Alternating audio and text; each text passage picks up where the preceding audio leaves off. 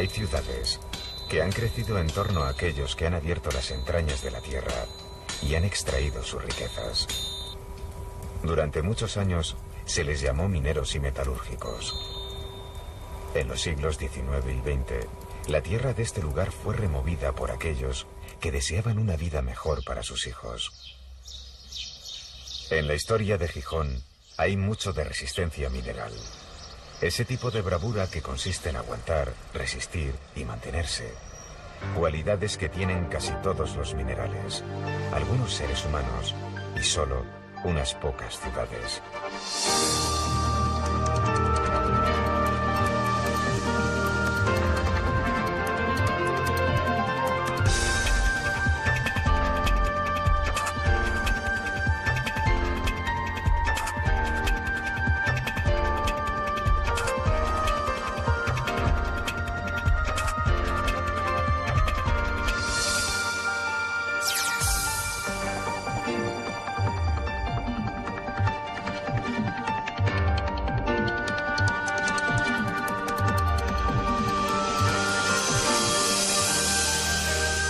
Si el Gijón del pasado fue sobre todo industrial, hoy es una compacta villa de servicios.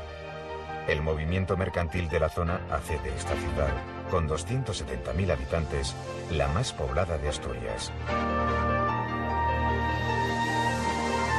Gijón cambia, pero la playa de San Lorenzo permanece.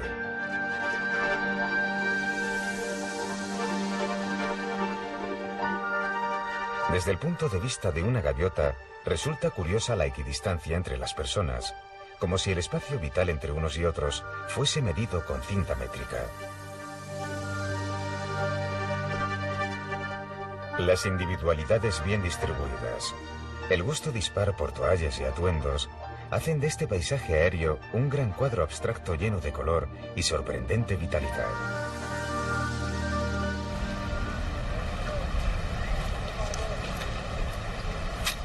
Los orígenes de la ciudad actual se remontan al siglo I. La famosa Ruta de la Plata de los romanos alcanzaba Gijón. La ciudad tuvo un tormentoso medievo hasta ser destruida. Su inmenso retraso desapareció en el siglo XVIII, cuando la ciudad llegó a ser capital marítima de Asturias y comenzó su evolución industrial y comercial. Además de los rostros de la gente común, que son los que de verdad hacen las ciudades, hay otros retratos de hombres ilustres. Pero en Gijón todos están eclipsados por Gaspar de Jovellanos. Todo se llama Jovellanos. Un teatro, un apeadero, una clínica, una calle, un hotel y hasta una de las cooperativas de taxi. Jovellanos no es un hombre ilustre, es el hombre.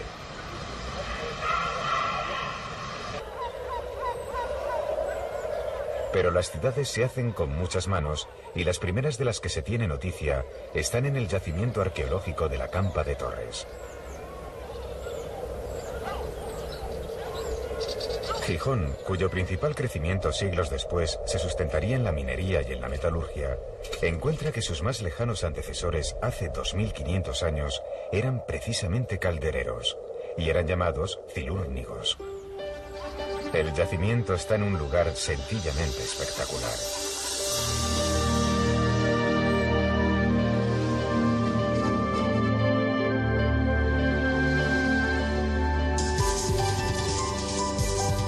Gijón nació en un enclave estratégico. La ciudad creció en torno a esta península que muy apropiadamente se llama Cima de Villa. Tenía agua potable y por aquel entonces las mareas la separaban de tierra firme con intermitencia. La ciudad se abre desde el Cerro de Santa Catalina y se desparrama hacia el interior dividiéndose en dos.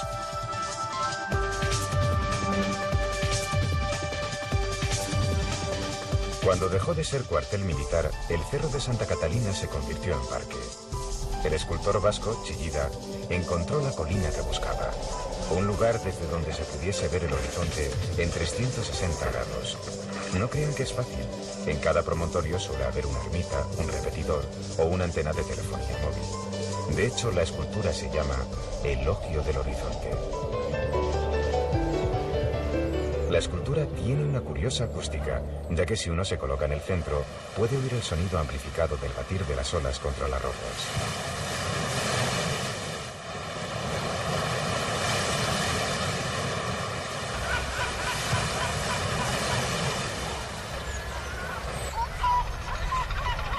A los pies del parque, encima de Villa, está el casco antiguo. Aunque hay restos romanos en otros emplazamientos, tal vez lo más interesante esté aquí, en los sótanos de esta plaza.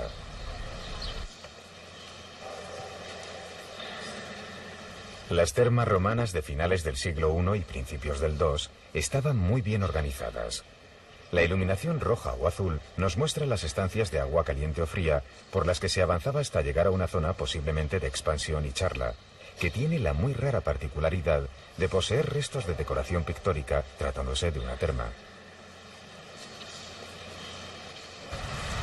Donde hoy está la estatua de Don Pelayo, héroe de la Reconquista, había una fábrica de salazones y conservas en los siglos III y IV. El Palacio de Revillagigedo es centro de exposiciones temporales y es muy visitado por propios y extraños.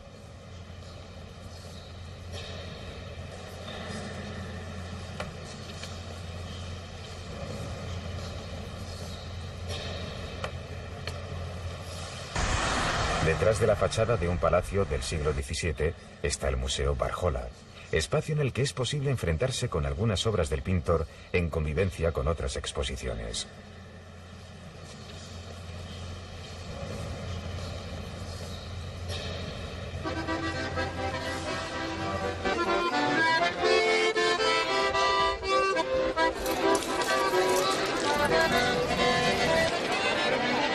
Mientras disfrutan tomándose una sidra encima de Villa, algunos se preguntan cómo es que en Gijón no abundan iglesias románicas, monasterios y ese otro tipo de cosas que suele haber en ciudades milenarias.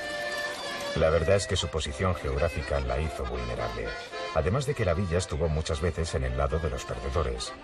Hubo una destrucción brutal y salvaje allá por el 1395 y otra más reciente en la última guerra civil.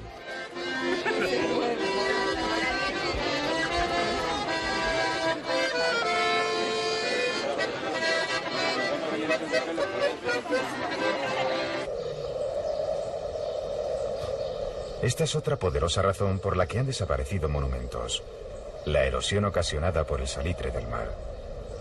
Pero Cimadevilla conserva algunos lugares llenos de encanto por los que da gusto darse una vuelta y sentir que aquí nació la ciudad.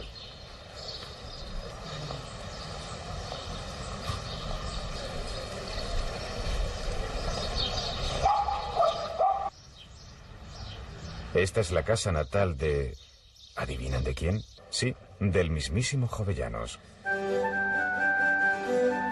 En la actualidad la casona guarda una colección artística desigual en el que hay una pieza curiosa: el retablo de Sebastián Miranda, reconstrucción de otro que se había perdido en la Guerra Civil y que retrata con ingenua belleza la vida de la ciudad.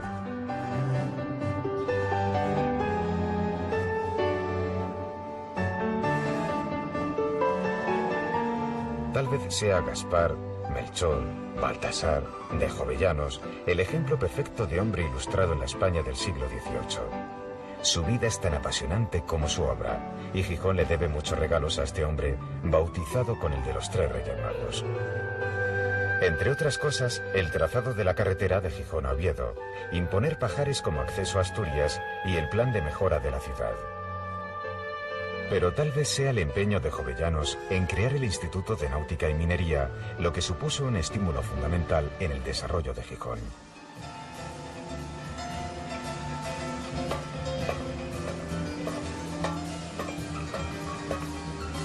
El edificio, muy restaurado, fue obra de Villanueva, autor del Museo del Prado. Hoy es centro cultural.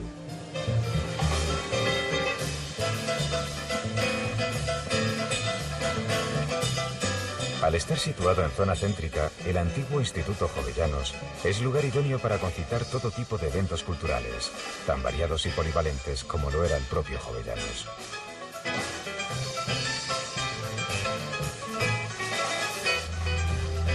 No se engañen, recuerda el prerrománico asturiano, pero es solo una recreación, porque tal como hoy la conocemos, la iglesia de San Pedro fue levantada después de la Guerra Civil. La de San Lorenzo, además de ser una recreación, no disimula ser una humilde copia de Notre Dame. De las iglesias que tenía Gijón antes de la Guerra Civil, solo una no fue destruida, la iglesia del Sagrado Corazón. Su enorme figura sobresale entre todos los tejados y le llaman Santón, del mismo modo que a la iglesia la llaman Iglesona. Más allá de la convivencia entre bable y castellano, tiene gracia el amor asturiano hacia el diminutivo. Nenín, guapina, cafetín, cucharina. Aunque en Gijón de pronto se salta al aumentativo sin contemplaciones. Molinón, Iglesona, Santón. Es como si esta tierra hubiese sido bautizada por el mítico Gulliver. La gran escalera que baja a la playa de San Lorenzo no se podría llamar de otro modo. La Escalerona. Durante siglos el mar fue la principal fuente de riqueza y tal vez lo siga siendo ahora a través del turismo. Veréis vuestro nombre en el diario El Comercio. Concurso de castillos de arena para los niños y mucha actividad para los jóvenes.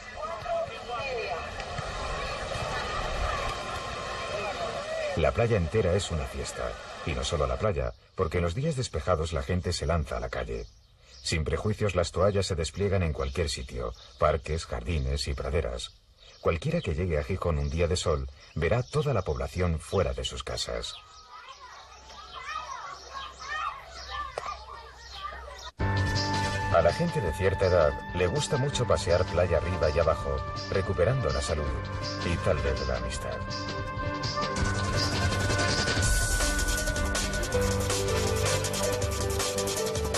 El paseo marítimo se utiliza en todas las épocas del año. Para los más andarines, la caminata se prolonga hasta el Cabo San Lorenzo.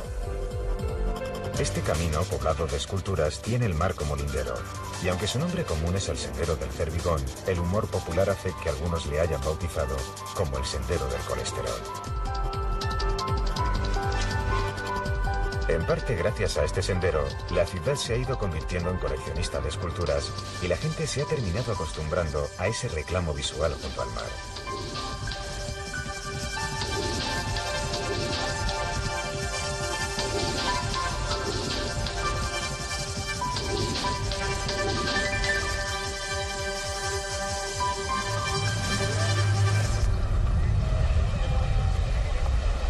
San Lorenzo no es la única playa de Gijón. La ciudad tiene dos más, la de Arbellal y la de Poniente, que han sido creadas artificialmente hace pocos años. Con el buen tiempo, los barcos se hacen a la mar.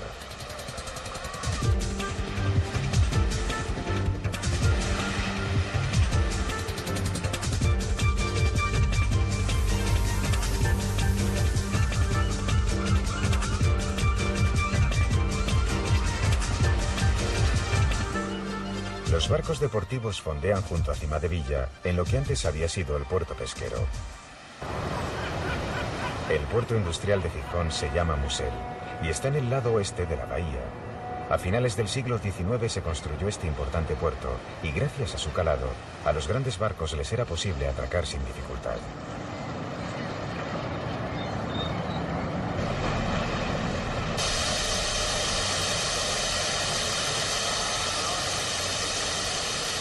No muy lejos del puerto, los altos hornos abren el valle en dos mitades y exprimen la riqueza de los minerales, hierro y carbón.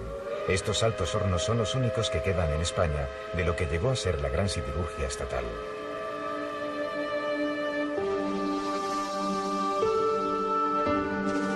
En este lugar, la tierra parece herida, y tal vez lo esté, pero es parte del precio que ha hecho de Gijón lo que hoy es.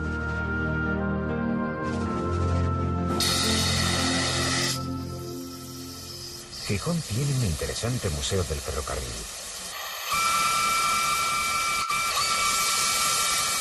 Aquí el tren hizo ciudad. De hecho, el ferrocarril entre Langreo y Gijón fue uno de los primeros de España. En Asturias llegó a haber 8 anchos de vía distintos, ya que el tren no solo trasladaba personas, sino también todo lo que las minas eran capaces de ofrecer.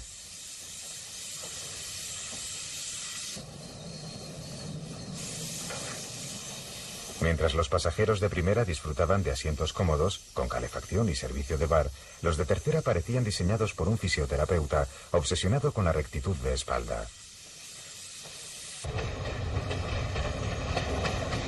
Atravesando la cornisa cantábrica por su vía estrecha, el Transcantábrico hace un agradable recorrido turístico de una semana. Uno de sus destinos naturales es Gijón.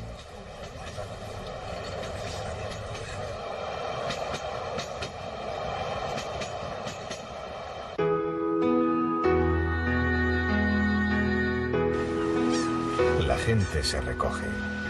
Esta es la hora en que la noche se adentra en la ciudad y el elogio del horizonte parece decidido a erigirse como elogio de la vida. La quilla de la ciudad que encara con valentía las tinieblas.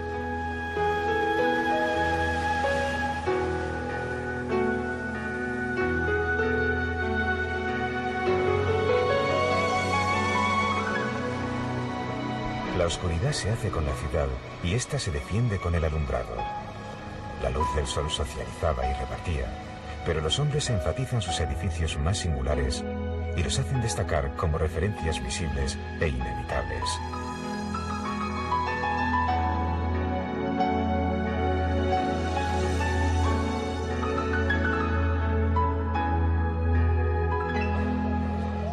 La temperatura agradable invita a compartir la calle. Es hora de cenas, cervezas, sidras, vinos y risas.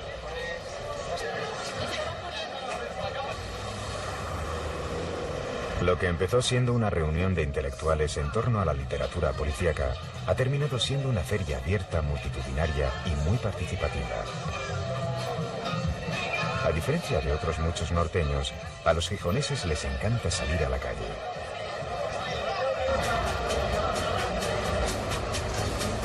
Música joven para los más jóvenes.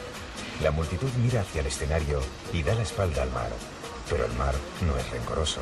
A la mañana siguiente, con humilde generosidad, refrescará los cuerpos de los bañistas.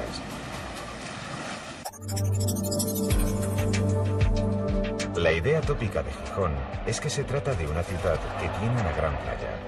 Pero nada más. La tercera parte de la población asturiana vive en Gijón.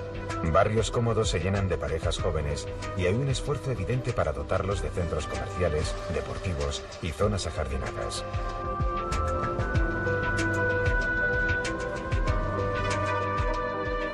Hay otros centros cívicos como este, pero el Coto es un buen ejemplo de vida urbana. Había sido un cuartel y hoy es el centro del barrio. Además está el recinto de su muy famosa feria de muestras, un parque tecnológico para nuevas empresas y una autopista que conecta Gijón con el resto del país. Pero todo se quedaría corto si no hubiese una recuperación consciente de su pasado histórico. Este es el pabellón que se trajo de la Expo 92 de Sevilla y es hoy sala de exposiciones. Lo que había sido el Banco de España es hoy biblioteca municipal. Pero por fortuna, el mercado sigue siendo mercado y el teatro sigue siendo teatro.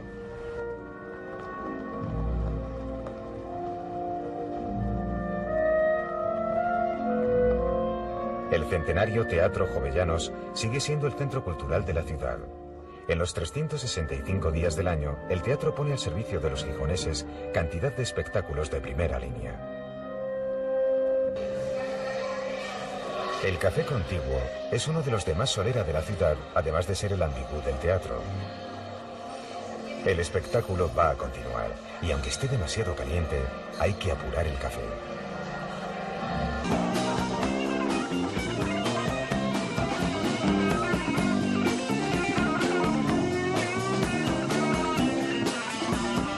En verano, Gijón es una ciudad muy animada, llena de espectáculos callejeros y manifestaciones culturales.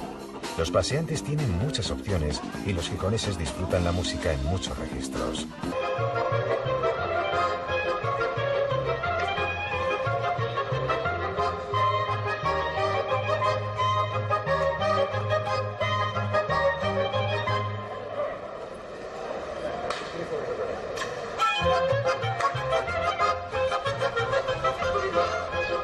Entre todos los jardines, el más grande y de más solera es el Parque de Isabel la Católica.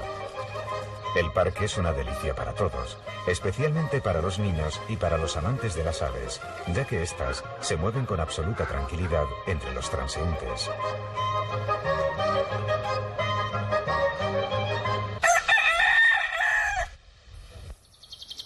Gijón tiene el término municipal más grande de Asturias.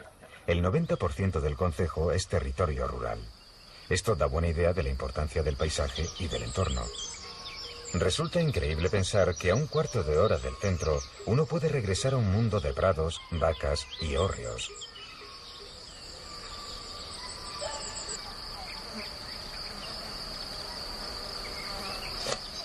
La vida campestre se asoma a la ciudad, sin solución de continuidad. Merenderos. Hasta hace poco la gente traía la merienda de casa y en el establecimiento se pedía solo la bebida.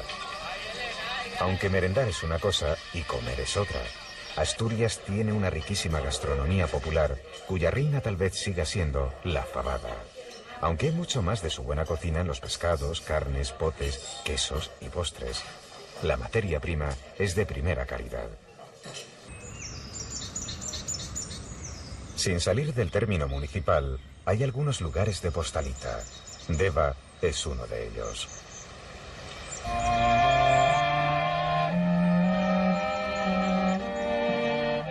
En los prados a veces sorprenden viviendas de lujo construidas hace 100 años.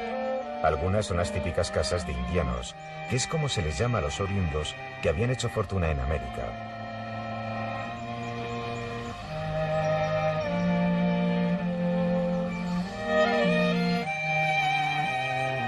En Somio, que es el barrio residencial, vale la pena detenerse en el Museo Evaristo Valle, una de esas elegantes casonas en las que se puede disfrutar la obra de este pintor costumbrista y caricaturista nacido en Gijón.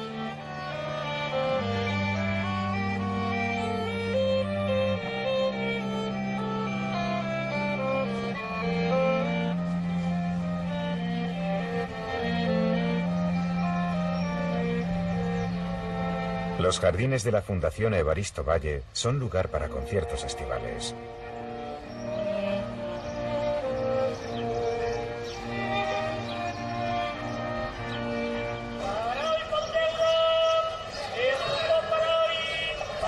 Se ha recuperado para caminantes una senda verde de 7 kilómetros construida sobre lo que era un viejo tendido ferroviario carbonero.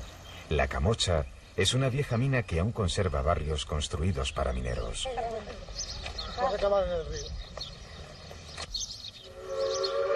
Al callejear, uno puede sentir la fuerza mineral, sobria y austera, de los hombres que gracias a su esfuerzo alimentaron las fábricas y calentaron nuestras casas y las de nuestros abuelos. Las diferencias sociales en el siglo XIX y principios del XX eran muy grandes. Y Gijón, dado su carácter industrial, fue muy sensible a los grandes movimientos obreros de la época.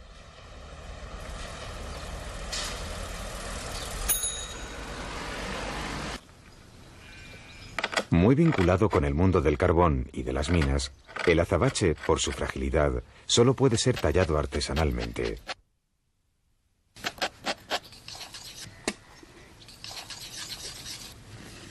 Gijón tiene una consolidada artesanía en torno al azabache, que como se sabe, es carbón cristalizado.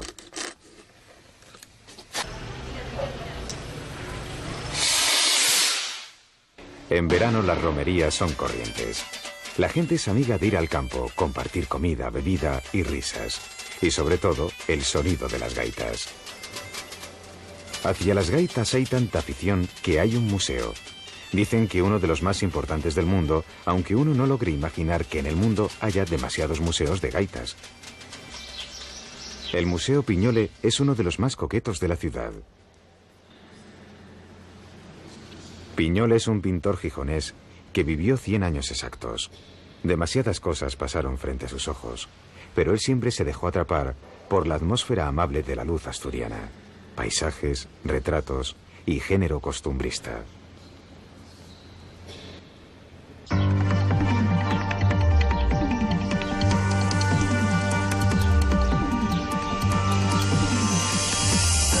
A unos pocos kilómetros del centro de Gijón se levanta un edificio inmenso, una mezcla de monasterio y castillo que no es ni lo uno ni lo otro. Mitad monjes, mitad soldados. Esa era la nueva juventud que intentaba forjar el régimen de Franco en esta Universidad Laboral de Cabueñes, que fue inaugurada en 1955, obra del arquitecto Luis Moya.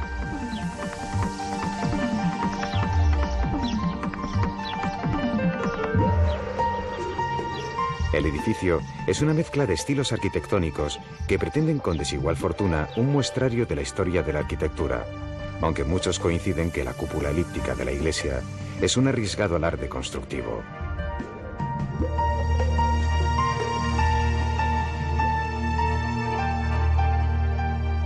El salón de actos tenía butacas reclinables y era más grande que ningún teatro de la ciudad.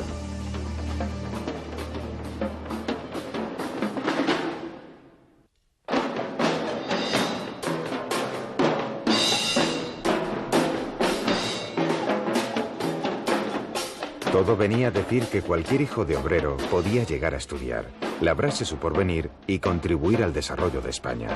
Por si fuera poco, Gijón había sido bastión republicano durante la contienda. La Universidad Laboral era un edificio propagandístico que además estaba muy intencionadamente aislado. Se construyó alejada del núcleo urbano y pretendía ser autárquico. En su 1,5 millones de metros cuadrados había granjas, pocilgas, establos y huertas. Aquello era una ciudad que giraba en torno a un sólido ideario, del mismo modo que todo convergía sobre un inmenso patio. En la lavandería, hasta hace poco regida por monjas, es posible ver lavadoras, secadoras y planchas que bien merecerían estar en un museo de antigüedades. La época de Franco está demasiado cerca en el tiempo como para que el edificio no mantenga con la ciudad una relación ambivalente, odiado en ocasiones y amado pese a todo. Si estos talleres inmensos, tal vez irreversiblemente descatalogados, son capaces de resistir un poco más sin ser desmantelados, es posible que alguien cambie la etiqueta de viejo por antiguo, y todo esto pueda conservarse para conocer cómo una ideología se materializa en edificio. La historia necesita testigos, muchas veces visibles y corporeizados, aunque sea para no repetirla.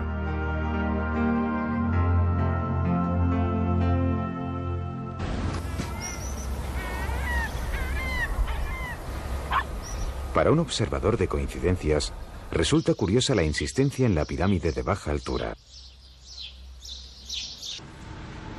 La hay en el campus universitario y en muchos lugares de Gijón, en la propia Universidad Laboral, los pináculos de la estación y en los respiraderos de los parkings. ¿Todo procede del tejado a 4 aguas típico de los hórreos?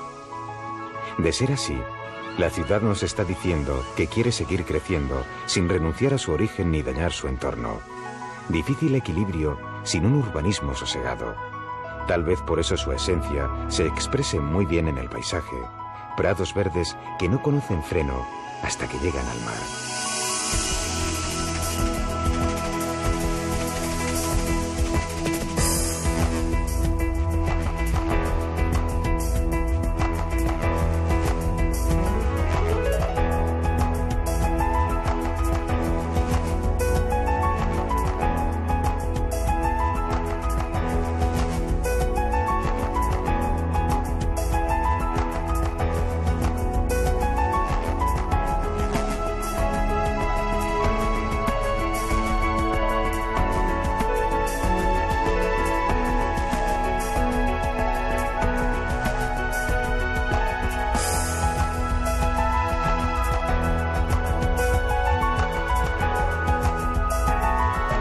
La próxima semana, en Ciudades para el siglo XXI.